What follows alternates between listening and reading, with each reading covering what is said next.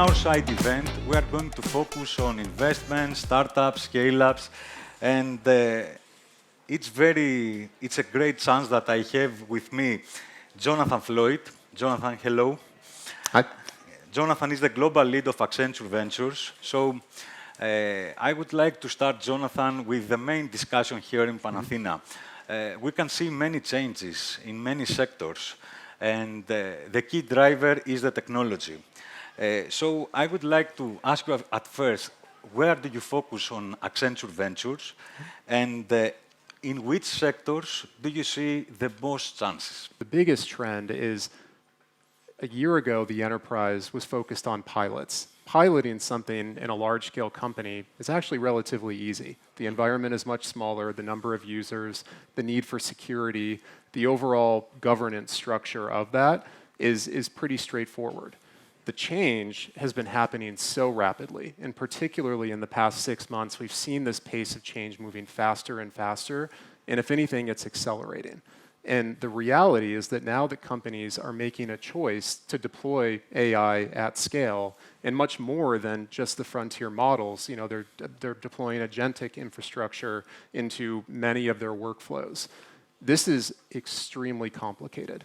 We're talking about working with companies with also global operations, hundreds of thousands of employees, subject to regulatory requirements, security requirements, all of that. And Fortune Global 500 companies too. Precisely. That's exactly right. That is our core client base.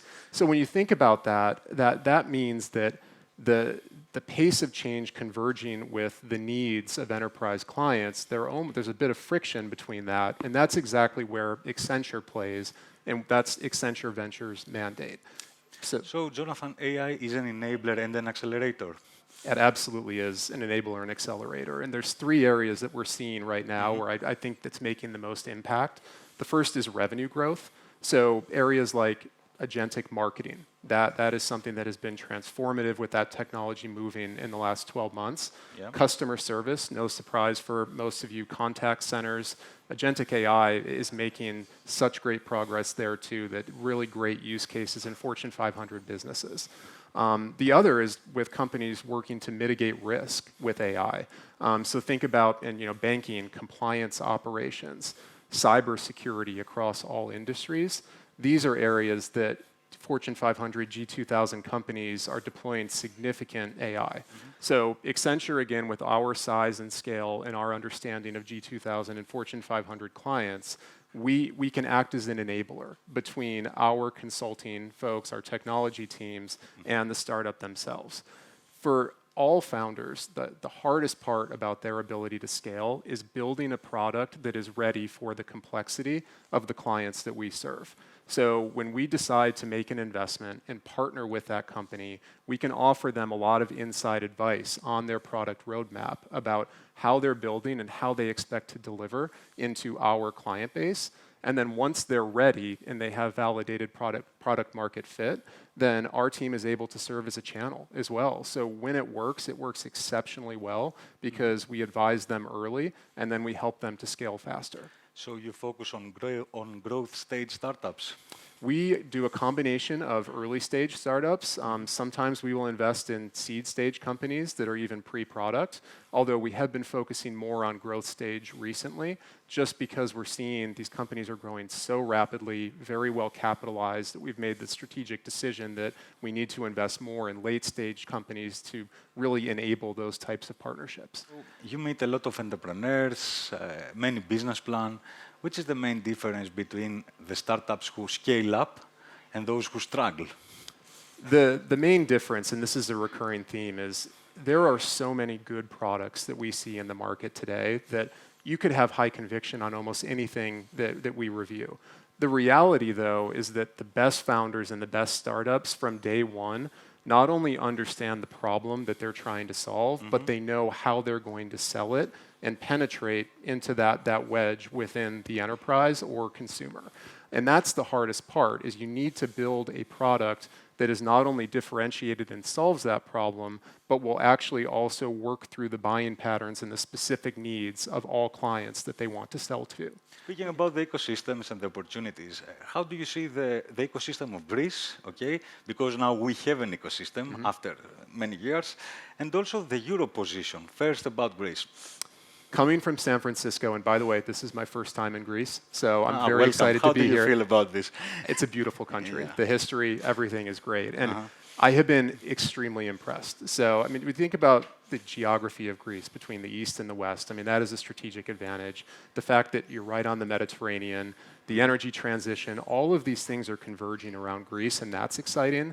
And even before Panathēnea, having sat with CEOs of mature companies here in Greece for the past few days, the innovation mindset here is really, really strong. And I think that's something that 10, 15 years ago we had in the United States. It was getting pushed from Fortune 500 companies and CEOs down to startup founders. And it feels like that's really starting to happen here in Greece too. So that's exciting. And then this event here, just building that flywheel around founders and aspiring entrepreneurs and students, and bringing together capital like myself and mentors, that's very, very important. Yes, but from your experience from San Francisco and Accenture Ventures, what Europe should change in order to compete with markets like USA or China? Because many people think, or analysts say, that Europe is back now in terms of investments, for example. Yeah, I think it's not so much what Europe should change. I think that the mindset around, for example, regulation, you can turn that into a strategic advantage for Europe. Where I think a lot of companies look at Europe and say that the regulation, the AI Act, it makes for a significantly bigger challenge. But what we see with our clients every day is that governance and trust are one of the key issues that they're solving for. And I think because of that, Europe in some ways has a strategic advantage, because that's what they want AI to be built around. So regulation could be a competitive advantage? It could be, yes. It could be. Yes.